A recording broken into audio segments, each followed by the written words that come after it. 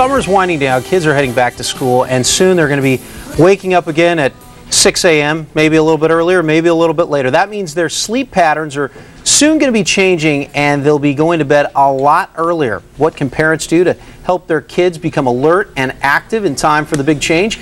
Debra Shaffer is the Sleep Disorder Center Director at Alvarado Hospital. Welcome. Thanks for being with us. Thanks for having me. All right, so how much sleep do kids need to get per night, and does the age of the child matter? Typically, actually everyone could use 8 to 10 hours, but with kids it's more important. So the age factor is important from adolescents, younger kids, the pediatric population. The younger you are, the more sleep you tend to need. Wow, 8 to 10 hours. Yep. That's a lot of, if I can get 8 to 10 hours a night, I'd be doing great. We'd all be doing great, yes.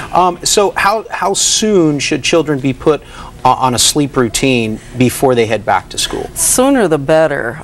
Couple weeks would probably be your minimum, because sometimes it can take weeks to months to change your patterns. A lot of it depends on how late they stayed up during the summertime, how late they slept in.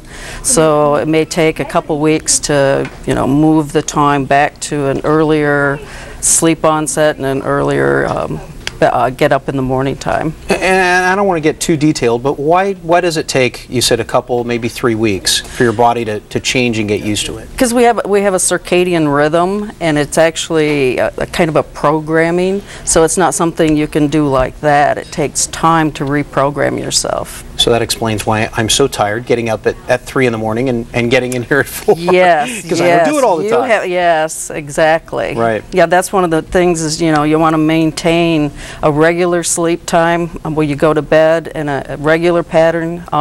When you get up in the morning, you want plus or minus 20 minutes from your regular time. And you say that, we see some of the tips on the screen, but you say that there are some things that parents could do to help their kids stay alert the last few weeks of these summer mornings. Talk about that.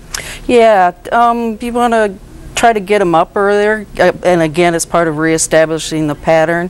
So if you have them doing something active, something physical, something that makes them think.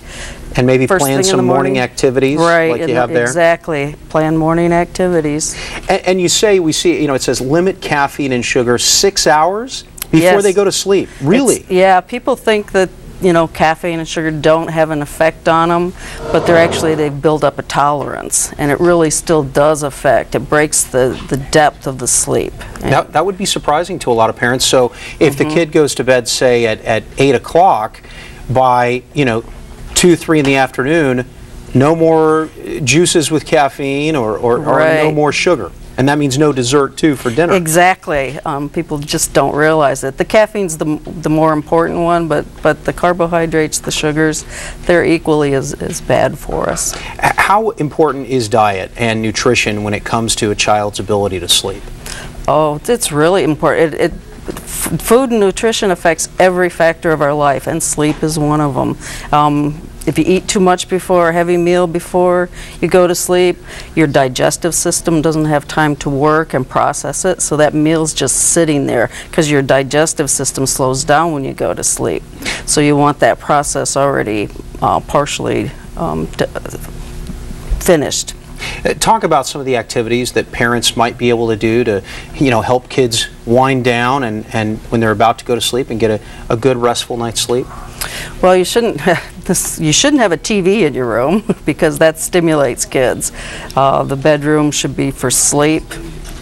Pretty much it. Maybe some reading, but taking a hot shower, warm bath before bedtime, light snack if their kids are still hungry.